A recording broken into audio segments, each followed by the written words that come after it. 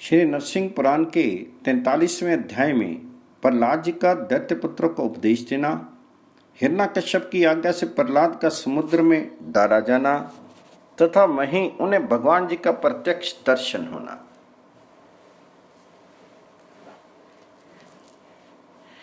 मार्कंडेय जी बोले, तदंतर सकल शास्त्रों के ज्ञाता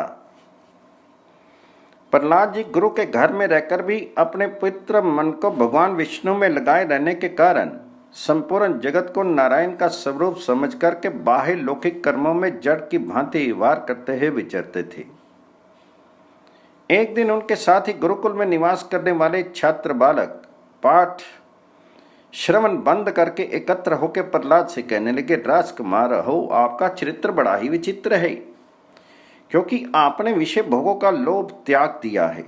प्रिय, आप अपने हृदय में किसी अनिर्वचनीय वस्तु का चिंतन करके सदा पुलकित रहते हैं। यदि वह वस्तु छिपाने योग्य ना हो तो हमें भी बताइए। नृप प्रहलाद जी सब पर स्नेह करने वाले थे, अतः इस प्रकार पूछते हुए मंत्री कुमारा से वे यह बोले, हे दैत्य पुत्रों, एकमात्र भगवान जी में अनुराग रखने वाला मैं तुम्हारे पूछने पर जो कुछ भी बता रहा हूं उसे तुम लोग प्रसन्नचित्त होकर सुनो। ये जो धन जन और स्त्री विलास आदि से अत्यंत रमणीय प्रतीत होने वाले संसारिक वैभव दृष्टिगोचर हो रहे हैं, इस पर विचार करो। क्या ये लोक वैभव विद्वानों के सेवन करने योग्य हैं या जल्दी जल्दी दूर से ही त्याग देने योग्य हैं?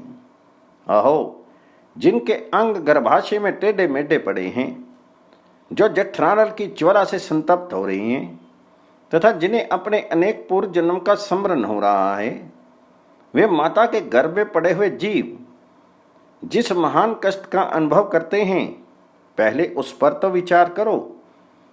गर्भ में पड़ा हुआ दुखी जीव कहता है, कारागार में बंधे हुए चोर की भांति मैं विष्टा कृमियों और मूत्र से भरे हुए इस देह रूपी घर में झिल्ली से बंधा पड़ा हूं। मैंने जो एक बार भी भगवान मुकुंद के चरणार विंदों का स्मरण नहीं किया, उसी के कारण होने वाले कष्ट को आज मैं इस गर्भ में भोग रहा हूं। अतः गर्भ में सोने वाले जीव को बचपन, जवानी और बुढ़ापे में भी सुख नहीं है। दैत्य कुमारों, जब इस प्रकार ये संसार सदा दुख में है, तब विज्ञ पुरुष इसका सेवन कैसे कर सकते हैं? इस तरह इस संसार में ढूंढने पर हमें सुख का लेश मात्र भी दिखाई नहीं देता। हम जैसे जैसे इस पर ठीक विचार करते हैं, वैसे ही वैसे इस जगत को अत्यंत दुख में समझते हैं। इसलिए ऊपर से सुंदर दिखाई देने वाले इस दुखपूर्ण संसार में साधु पुरुष आसक्त नहीं होते। जो तत्व ज्ञान से रहित अत्यंत मूढ़ लोग हैं, वे ही देखने में सुंदर दीमक पर गिरकर नष्ट होने वाले पतंगों की भांति सांसारिक भोगों में आसक्त होते हैं। यदि सुख के लिए कोई दूसरा सहारा ना होता, तब तो सुख में से प्रतीत होने वाले इस जगत में आसक्त होना उचित था। जैसे अन्न न पाने के कारण जो अत्यंत दुबले हो रहे हैं, उनके लिए खली भूसी आदि खा लेना ठीक हो सकता है, परंतु भगवान लक्ष्मीपति के युगल चरणार विंदों की सेवा से प्राप्त होने वाला आदि अविनाशी अजन्मा एवं नित्य सुख परमात्मा तो है ही, फिर इस क्षणिक संसार का आश्रय क्यों लिया जाए? जो बिना कष्ट के ही प्राप्त होने योग्य इस महान सुख परमेश्वर को त्याग करके अन्य तुच्छ सुखों की इच्छा करता है, वह दीन हृदय मूर्ख पुरुष मानो हाथ में ही हुए अपने राज्य को त्याग करके भीख मांगता है। भगवान लक्ष्मीवती के युगल चरणार विंदों का यथार्थ पूजन वस्त्र, धन और परिश्रम से नहीं होता, किंतु मनुष्य यदि अनन्य चित्त होकर के केशव, माधव आदि भगवान नामों का उच्चारण करे तो वही उनकी वास्तविक पूजा है। दैत्य कुमारों, इस प्रकार संसार को दुख में जान करके भगवान का ही भली भांति भजन करो। इस प्रकार करने से ही मनुष्य का जन्म सफल हो सकता है। नहीं तो भगवत जन ना करने के कारण अज्ञानी पुरुष भाव सागर में ही नीचे से और नीचे स्तर में गिरता रहता है। इसलिए इस संसार में समस्त कामनाओं से रहित होकर तुम सभी लोग अपने हृदय के भीतर विराजमान शंख चक्र गद्दाधारी वरदाता अविनाशी स्तमनीय भगवान मुकुंद का सच्चे भक्ति भाव से सदा चिंतन करो। भाव सागर में पड़े हुए दैत्य पुत्रों, तुम लोग नास्तिक नहीं हो, इसलिए दयावश मैं तुमसे ये गोपनीय बात बतलाता हूँ। समस्त प्राणियों के प्रति मित्र भाव रखो, क्योंकि सबके भीतर भगवान विष्णु ही विराजमान हैं। दैत्य पुत्र बोले, महाबुद्धिमान प्रहलाद जी, बचपन से लेकर आज तक आप और हम भी षंड अमर के सिवा दूसरे किसी गुरु तथा मित्र को नहीं जान सके। फिर आपने ये ज्ञान कहाँ सीखा? इससे पर्दा न रखकर सच्ची बात बताइए। तो प्रहलाद जी बोले, कहते हैं, जिससे मेरे पिताजी तपस्या करने के लिए महान वन में चले गए, उसी समय इंद्र ने यहाँ आकर के पिता दैत्यराज हिरण्यकश्यप को मरा हुआ समझ करके उनके इस नगर को घेर लिया। इंद्र मेरी महाभागा माता को पकड़कर यहाँ से चल दिए। वे मार्ग में बड़ी तेजी से पैर बढ़ाते हुए चले जा रहे थे। इसी समय देव दर्शन नारद जी मुझे माता के गर्भ में स्थित जान करके सहसा वहां पे पहुंच गए और चिल्लाकर इंद्र से बोले, अरे मूर्ख, इस पतिव्रता को छोड़ दे। इसके गर्भ में जो बालक है वह भगवत भक्तों में श्रेष्ठ है। नारद जी का कथन सुनकर इंद्र ने विष्णु भक्ति के कारण मेरी माता को प्रणाम करके छोड़ दिया और वे अपने लोक को चले गए। फिर शुभ संकल्प वाले नारद जी मेरी माता को अपने आश्रम में ले आए और मेरे उद्देश्य से मेरी महाभागा माता के प्रति इस पूर्वोक्त ज्ञान का वर्णन किया। दानवों, बाल्यकाल के अभ्यास, भगवान जी की कृपा तथा नारद जी का उपदेश होने से वह ज्ञान मुझे भूला नहीं है। मार्कंडे जी बोले, एक दिन राक्षस राज हिरण्यकश्यप रात्रि के समय गुप्त रूप से नगर में घूम रहा था। उस समय उसे जयराम का कीर्तन सुनाई देने लगा। तब बलवान दानवराज ने ये सब अपने पुत्र के ही करतूत है समझी। तब उस दैत्यराज ने क्रोध अंध होकर पुरोहितों को बुलाया और कहा, नीच ब्राह्मणों, जान पड़ता है तुम लोग मरने के लिए अत्यधिक उत्सुक हो गए हो। तुम्हारे देखते देखते ये प्रहलाद स्वयं तो व्यर्थ की बातें बकता ही है, दूसरों को भी यही सिखाता है। इस प्रकार उन ब्राह्मणों को फटकार करके राजा हिरण्यकश्यप लंबी सांसें खींचता हुआ घर में आया। उस समय भी वह पुत्रवध के विषय में होने वाली चिंता को, जो उसका ही नाश करने वाली थी, नहीं छोड़ सका। उसकी मृत्यु निकट थी, अतः उसने अमरशवश एक ऐसा काम सोचा जो वास्तव में न करने योग्य ही था। हिरण्यकश्यप में दैत्य आदिकों को बुलाया और उनसे एकांत में कहा, देखो, आज रात में प्रहलाद जब गाढ़ी नींद में सो जाए, उस समय उस दुष्ट को भयंकर नागपाशों द्वारा खूब कस के बांध दो और बीच समुद्र में फेंकाओ। उनकी आज्ञा शिरोधार्य करके उन दैत्यों ने प्रहलाद जी के पास जाकर उन्हें देखा। वे रात्रि के ही प्रेमी थे, क्योंकि रात में ही उन्हें ध्यान लगाने की सुविधा रहती थी। प्रहलाद जी समाधि में स्थित होकर जाग रहे थे, फिर भी खूब सोए हुए के समान स्थित थे। उन्होंने राग और लोभ आदि के महान बंधनों को काट डाला था, तो भी उन महात्मा प्रहलाद को निशाचरों ने तुच्छ नागपाशों से बांध दिया। जिनकी ध्वजा में साक्षात गरुड़ जी विराजमान हैं, उन भगवान जी के भक्त प्रहलाद को उन मूर्खों ने सर्पों द्वारा बांधा और जलशाही के प्रियजन को ले जाकर जल राशि समुद्र में डाला। तुरंत उन बलि दैत्यों ने प्रहलाद के ऊपर पर्तों की चट्टानें रख दी और तुरंत ही जाकर के राजा हिरण्यकश्यप को यह प्रिय संवाद कह सुनाया। उसे सुनकर उस दैत्यराज ने भी उन सबका सम्मान किया। बीच समुद्र में पड़े हुए प्रहलाद को भगवान जी के तेज से दूसरे वड़वा नल की भांति प्रज्वलित देख अत्यंत भय के कारण ग्राहों ने उन्हें दूर से ही त्याग दिया। प्रहलाद भी अपने से अभिन्न चिद आनंद में समुद्र परमेश्वर में समाहित होने के कारण ये नहीं जान सके कि मैं बांधकर खारे पानी के सागर में डाल दिया गया हूं। प्रहलाद जब ब्रह्म आनंद अमृत के समुद्र रूप अपने आत्मा में स्थित हो गए, उस समय समुद्र इस प्रकार शुद्ध हो उठा मानो उसमें दूसरे महासागर का प्रवेश हो गया हो। फिर समुद्र की लहरें प्रहलाद को धीरे धीरे कठिनाई से ठेल करके उस नौका रहित सागर के तट की ओर ले गई। ठीक उसी प्रकार जैसे ज्ञानी गुरु के वचन क्लेशों का उन्मूलन करके शिष्य को भाव सागर से पार पहुंचा देते हैं। ध्यान के द्वारा विष्णु स्वरूप हुए उन प्रहलाद जी को तीर पर पहुंचा करके भगवान वर्णाले समुद्र बहुत से रत्न लेकर उनका दर्शन करने के लिए आए। इतने में ही भगवान जी की आज्ञा पाकर सर्वभक्षी गरुड़ जी भी वहां पर आ पहुंचे और बंधन भूत सर्प को अत्यंत हर्षपूर्वक खाकर चले गए। तत्पश्चात गंभीर घोष वाला दिव्य रूपधारी समुद्र समाधिनिष्ठ भगवत भक्त प्रहलाद को प्रणाम करके यह बोला, भगवत भक्त प्रहलाद पुण्य आत्मन, मैं समुद्र हूं। अपने पास आए हुए मुझ प्रार्थी को अपने नेत्रों द्वारा देख करके पवित्र कीजिए। समुद्र के ये वचन सुनकर के भगवान जी के प्रिय भक्त महात्मा असुर नंदन प्रहलाद ने सहसा उनकी ओर देख करके प्रणाम किया और कहा, श्रीमान कब पधारे? तब उनसे समुद्र ने कहा, योगिन आपको ये बात ज्ञात नहीं है, असुरों ने आपका बड़ा अपराध किया है। वैष्णव, आपको सांपों से बांध करके दैत्य ने आज मेरे भीतर फेंक दिया। तब मैंने तुरंत ही आपको किनारे लगाया और उन सांपों को अभी अभी महात्मा गरुड़ जी भक्षण करके गए हैं। महात्मन, मैं सत्संग का अभिलाषी हूँ, आप मुझ पर अनुग्रह करें और इन रत्नों का भेंट रूप में स्वीकार करें। मेरे लिए आप भगवान विष्णु के समान ही पूज्य हैं। यद्यपि आपको इन रत्नों की कोई आवश्यकता नहीं है, तथापि मैं तो इन्हें आपको दूंगा ही, क्योंकि भगवान सूर्य का भक्त उन्हें दीप निवेदन करता ही है।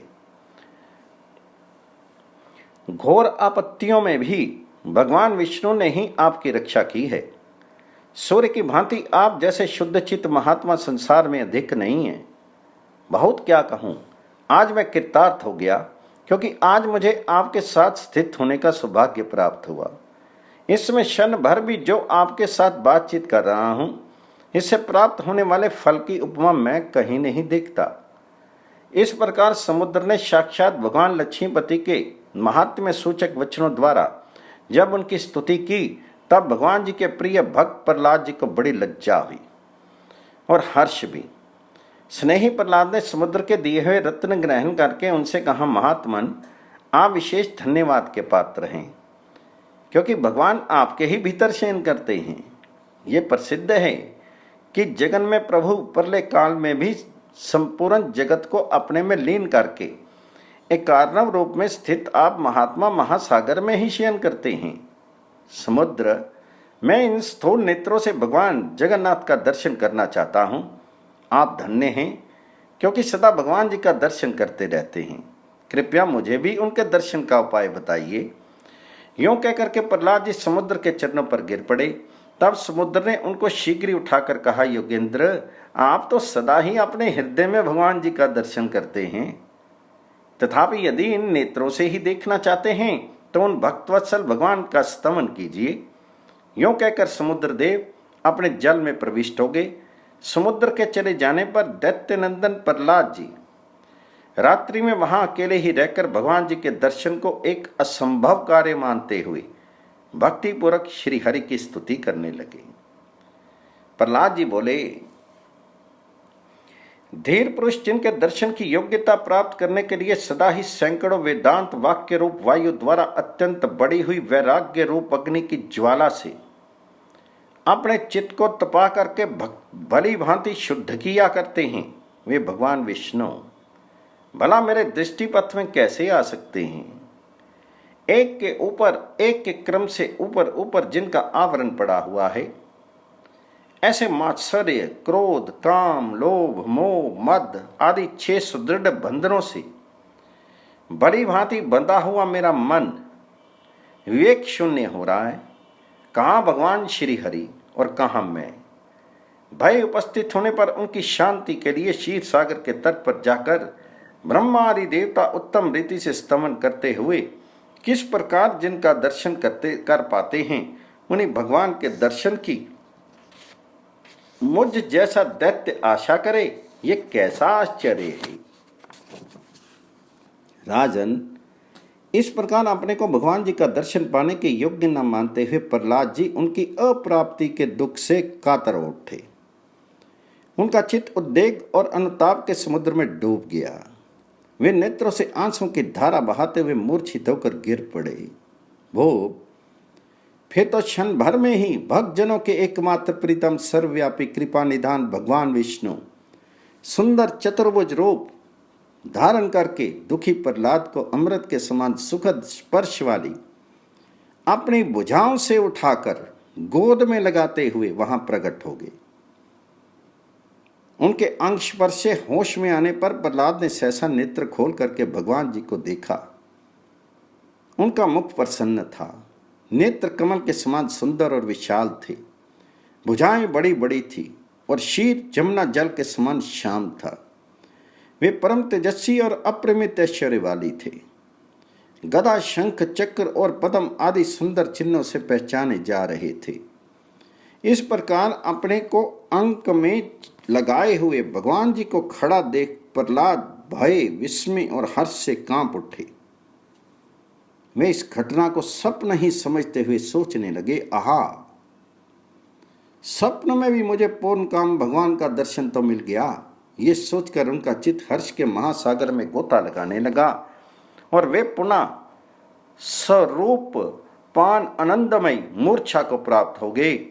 तब अपने भक्तों के एकमात्र बंधु भगवान पृथ्वी पर ही बैठ गए और पानी पल्लव से धीरे धीरे उन्हें हिलाने लगे। स्नेहमयी माता की भांति प्रहलाद के गात्र का स्पर्श करते हुए उन्हें बार बार छाती से लगाने लगे। कुछ देर के बाद प्रहलाद ने भगवान जी के सामने आंखें खोलकर विस्मित चित्त से उन जगदीश्वर को देखा। फिर बहुत देर के बाद अपने को भगवान लक्ष्मीपति की गोद में सोया हुआ अनुभव कर वे भय और आवेग से युक्त होकर सहसा उठ गए तथा भगवान प्रसन्न होइए यो बार बार कहते हुए उन्हें साष्टांग प्रणाम करने के लिए पृथ्वी पर गिर पड़े। बहुज्ञ होने पर भी उन्हें उस समय घबराहट के कारण अन्य स्तुति वाक्यों का स्मरण नहीं हुआ। तब गदा, शंख और चक्र धारण करने वाले दयानिधि भगवान जी ने प्रहलाद को अपने भक्त बेहारी हाथ से पकड़कर खड़ा किया। भगवान जी के कर कमलों का स्पर्श होने से अत्यंत आनंद के आंसू बहाते हुए कांपते हुए इस प्रहलाद को और अधिक देने के लिए और आनंद देने के लिए प्रभु ने उन्हें सांत्वना देते हुए कहा, वत्स, मेरे प्रति गौरव बुद्धि से होने वाले इस भय और घबराहट को त्याग दो। मेरे भक्तों में तुम्हारे समान कोई भी मुझे प्रिय नहीं है। तुम स्वाधीन प्रणयी हो जाओ, अर्थात ये समझो कि तुम्हारा प्रेमी मैं तुम्हारे वश में हूँ। मैं नित्य पूर्ण काम हूँ, तथापि भक्तों की समस्त कामनाओं को पूर्ण करने के लिए मेरे अनेक अवतार हुआ करते हैं। अतः तुम भी बताओ तुम्हें कौन सी वस्तु प्रिय है। तदंतर खिले हुए नेत्रों से भगवान जी के मुख से सतृष्ण भाव से देखते हुए प्रहलाद ने हाथ जोड़ करके नमस्कार पूर्वक उनसे यो निवेदन किया, भगवान, यह वरदान का समय नहीं है, केवल मुझ पर प्रसन्न होइए। इससे मेरा मन आपके दर्शन रूपी अमृत का आस्वादन करने से तृप्त नहीं हो रहा है। प्रभु, ब्रह्मा आदि देवताओं के लिए भी जिनका दर्शन पाना कठिन है, ऐसे आपका दर्शन करते हुए मेरा मन 10 लाख वर्षों में भी तृप्त नहीं होगा। इस प्रकार आपके दर्शनों से अतृप्त रहने वाले मुझ सेवक का चित्त आपके दर्शन के बाद और क्या मांग सकता है। तब मुस्कान में सुधा का स्तोत्र बहाते हुए उन जगदीश्वर ने अपने परम प्रिय भक्त प्रहलाद को मोक्ष लक्ष्मी से संयुक्त सा करते हुए उससे कहा, वत्स, ये सत्य है कि तुम्हें मेरे दर्शन से बढ़कर दूसरा कुछ भी प्रिय नहीं है, किंतु मेरी इच्छा तुम्हें कुछ देने की है। अतः तुम मेरा प्रिय करने के लिए ही मुझसे कुछ मांग लो। तब बुद्धिमान प्रहलाद ने कहा, देव, मैं जन्मांतरों में भी गरुड़ जी की भांति आप में ही भक्ति रखने वाला आपका दास हूं। यह सुनकर भगवान जी ने कहा, ये तो तुमने मेरे लिए कठिन समस्या रख दी। मैं तो तुम्हें स्वयं अपने आप को दे देना चाहता हूं और तुम मेरी दासता चाहते हो। बुद्धिमान दैत्य राजकुमार, दूसरे दूसरे वर मांगो।